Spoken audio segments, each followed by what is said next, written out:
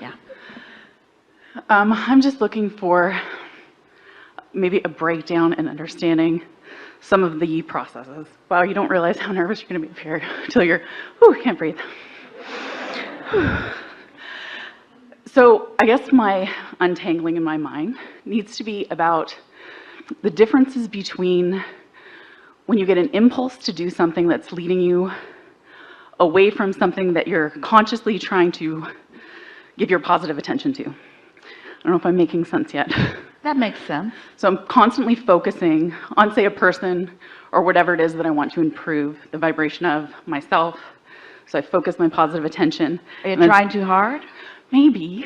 Because sometimes there is trying to do with action something that you haven't yet accomplished vibrationally, sort of like pushing a noodle.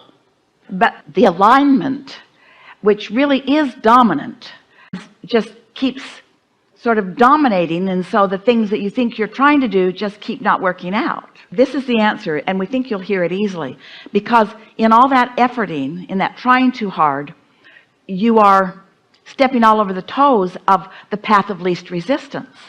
You see, your inner being's always guiding you along your path of least resistance. A path of least resistance, or a path of most allowance, means it feels easy, but something that has happened to you, it happens to a lot of people, and you kind of keep perpetuating it, is that you don't believe that important things should be that easy. It's like going to purchase something, and the first thing you see is exactly what you want, but you still think you should go to all the other stores and see all the other things first, because what if there's something more? Because this was so easy, there must be way better waiting for you. Yes? So if I can let go, and then something happens, and I'm saying that that is my emotional guidance system steering me away. For example? Yes, with a person. So in a dating scenario, I think it could apply to a work scenario, so many scenarios. Anyways, it's going good, you're having positive thoughts, and then something comes into the experience that makes you feel bad or unhappy. So I'm trying to tune into my emotional guidance system. Maybe I'm reconsidering, maybe I should let that move away. We are so appreciating this conversation. This is why we like this conversation so much. You are speaking as if, because it's what you mean, you're speaking as if the main event is the manifestation as quickly as possible. And we want you to understand that it's satisfaction with or without that manifestation. The manifestation will eventually come, and it will be the next logical step when it does come. But there are so many logical steps before that full manifestation comes, all of which can be satisfying too. But when this full-blown manifestation seems so important that you're trying to manipulate it and force it and guide it and make it happen, then sometimes, in fact often, your own knowing about what you really want remains dominant. It's what makes people say, well, some things just aren't meant to be. And we don't like to say some things just aren't meant to be. What we like to say is there are way more satisfying ways for this to unfold than the way you might have narrowly decided you want it to be. And something that will free you from that is to ask yourself why you want that. What's the essence of it that you're looking for? Because sometimes you get fixated on a specific way that it will unfold, or even on a specific person, rather than upon the essence of what it is that you want. Over a lot of experience, you've put many relationship things into your vortex. You want someone who is delicious for you to focus upon. You want someone who is expansive and knows it and wants to be, not someone who's rigid and fixed and sort of all finished already. You want someone who understands guidance and who gets there easily and who isn't dependent upon your alignment for their alignment. There are so many things that you want, and sometimes you see a sort of package that may have some things that you know you want that really doesn't have those other things. And so the question that you want to ask yourself, so many people, if we were to ask them this question, would give us this answer. If we were to say, do you want the relationship now, or do you want it better? And most would say, I'll take now. nothing. And the reason that they think that right now they've got nothing is because none of this counts to anything for most of them. That's just airy-fairy, mumbo-jumbo, Abraham crap talk. That's just talking about things that aren't real. I want my money to come out of the vortex and into my bank. And I want my lover to come out of the ethers and to get into my bed. And so we want you to know that this is real and that there is satisfaction in this. And when you relax into the satisfaction of the acknowledging, it is our promise to you that if you will savor as you go, when you get there, it is better.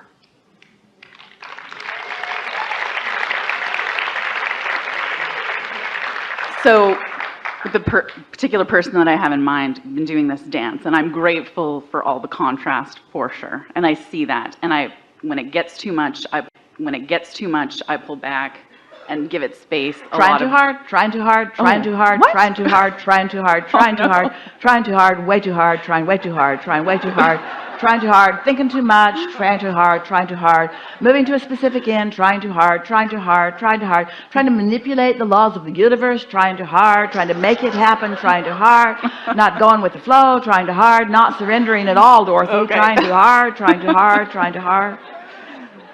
So maybe focus on something else, like knitting or anything else for a little while. Anything else for a little while. And all the while understanding that that's just fine and that it's not going away and that it's getting better and better.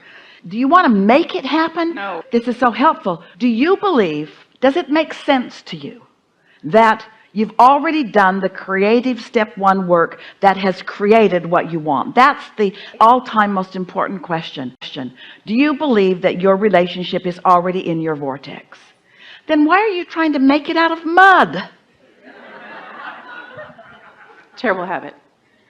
Well, it's a human habit and it's not terrible and we get it, but the impatience can be explained in only one way. You haven't discovered the satisfaction of the unfolding. Every human gets that because everyone wants the manifestation more than the idea of it. We get that. That's your human cuteness. And we don't mean that disrespectfully. You came to manifest. That's how you're different from your non-physical counterparts. You came to use your physical beingness to translate energy into something more than thought, something tangible, something so translatable through physical senses that it has to be described as realer. You came for that. And so you're hearing no criticism from us about your eagerness about getting there. But when you try to jump over this satisfaction factor into that, then you work too hard and you leave things out. You get there too fast with only some of the things you want. But when you savor, when you get there, all the things you want are there. All of them. So like writing journals and doing practices and all the processes, maybe I should not do that. Maybe that's well, it's all right. It's all right to do that. But just know why you're doing that. You're not doing that to conjure. You're not doing that to create. The creation has already happened. You're doing that to line up with the creation. You're doing that because it feels fun to think about that. Not to make it happen, but because it's pleasing to think about that happening. Can you feel the difference? Yes. You're writing in your journal because the words feel good as they roll off your mind. You're writing in your journal because it feels good to acknowledge what you're in the process of experiencing. Not to make it happen. Feel the difference. Focus is about the pleasure of focus, not about the agony of banging things into place. A lot of people offer most of their action to try to compensate for what they're not accomplishing energetically. And the energetic accomplishment is understood by your state of satisfaction, by your state of well-being, by your feeling of positive emotion. And so you could just ask yourself, this makes it really simple as you're going along. Whenever you feel sort of like you're urgently writing in your journal, just ask yourself, is this an emotion of impatience that I feel? Is this a feeling of lack that I'm trying to compensate with these flowery words? Am I feeling different happen with what I'm writing? Am I trying to manipulate the universe with these words in the same way that I try to manipulate other people with my words? Right. It's very good. So what we're really talking about here is, what's my real power of influence? Do I accept the influence of my inner being? Do I accept the reality of my vibrational reality, my vortex? Do I believe that the cooperative components are there? Do I have to push this noodle? Do I have to force anything? Do I believe in this influence? And so isn't my singular intent now to let myself be under that influence? Isn't my singular intent to go with the flow of that? Isn't all I really want to do right now is believe it, is know it, is trust it, is taste it? Do I need proof of it before I taste it? Or can I taste it in its vibrational form? That's the question of this seminar. Can I taste it in its vibrational form? Can I sniff it out in its vibrational form? Is it pleasing to me in its ethereal form? Because if it is, then it will become more and more and more and more. And then you'll say and mean, hey, I'll know it when I see it. I'll know it when I see it, because I've known it in this phase and in this phase and in this phase and in this phase. So there's an ease within you. There's a patience within you. There's a willingness to allow it to evolve. Not just because you got to allow it to evolve, but because it's fun. Because this is fun too. This is way fun. Way more fun than getting out of your body.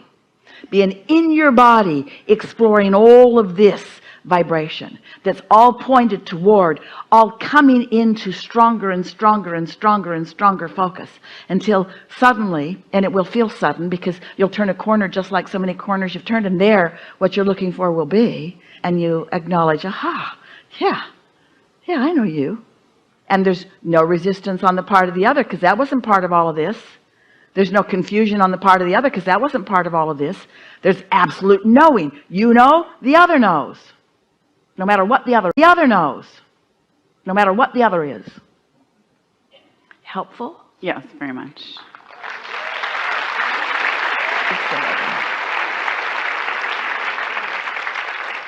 Co-creating at its best. We've enjoyed this interaction more than these words can explain to you. We are eager about you.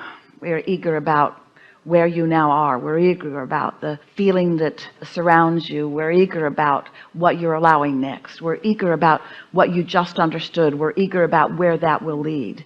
We're eager about what you now know. We're eager about what's coming next to know.